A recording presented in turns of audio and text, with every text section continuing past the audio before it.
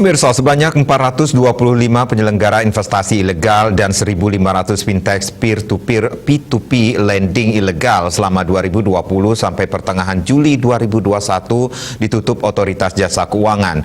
OJK mengungkap syukur dan terima kasih atas dukungan yang solid dari Kementerian Komunikasi dan Informatika, terutama dalam menghentikan maraknya investasi dan fintech P2P ilegal.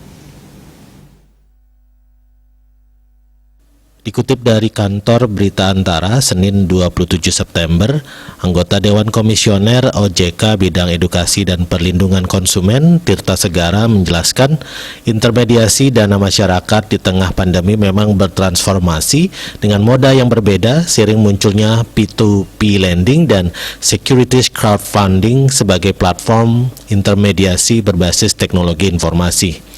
Maka dari itu tidak dapat dipungkiri bahwa kehadiran berbagai platform di tanah air telah memudahkan hidup masyarakat dan menciptakan sebuah gaya hidup baru.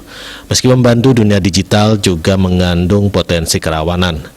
Dengan tingkat literasi digital yang masih rendah, ia mengungkapkan seringkali OJK menerima pengaduan yang terlihat sederhana, misalnya pencurian nomor PIN dan kode one-time password OTP yang bocor, sampai dengan pengaduan dengan kejahatan canggih seperti peretasan hingga pencurian data pribadi.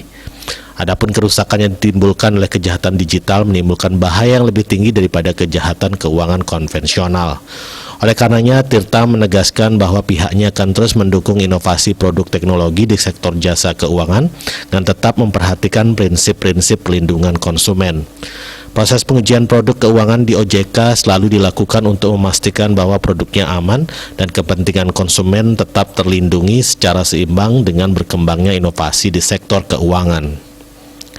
Bali Pos melaporkan.